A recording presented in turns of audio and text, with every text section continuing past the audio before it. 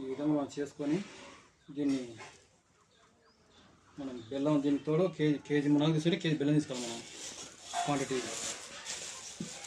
దీని ఒక డబ్బాలో మనకు పట్టే డబ్బాలో తీసుకొని కట్ చేసుకుంటాం.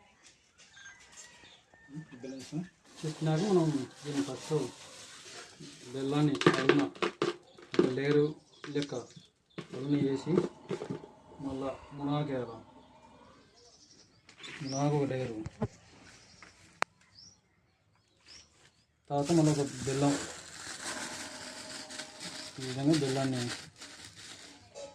మళ్ళీ లేరు రూపంలో వేయాలి మనం. ఈ విధంగా వేయాలి అంతా మొత్తం.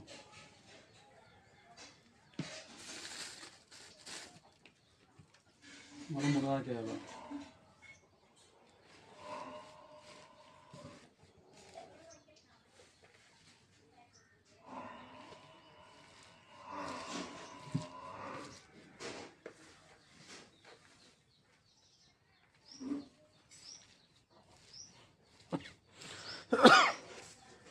మళ్ళీ బెల్లం వేయాలి మనం. కేజీ మునగాకు అయిపోయే వరకు మనం ఈ విధంగా లేరు ప్రకారం వేసుకుంటాం. అలా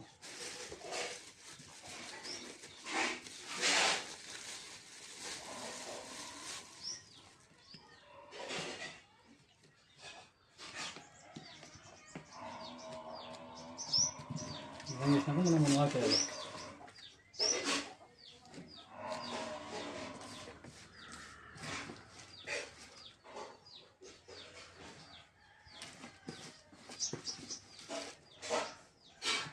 లాస్ట్ పైన బెల్లం వేయాలి. ఈ కేజీ బెల్లం వాడాలి, ఎక్కువ అవసరం లేదు మనకు. క్వాంటిటీ కేజీ మునగాకు కేజీ బెల్లం వాడాలి మనం.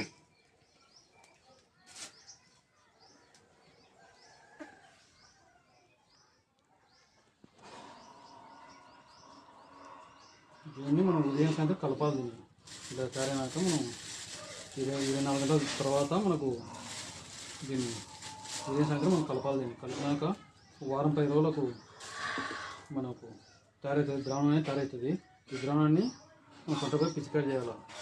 పంటపై పిచికారి చేయడానికి ట్యాంకీకి ఎకరాకు 1/2 లీటర్ వాడగలమండి ఈ ద్రావణాన్ని.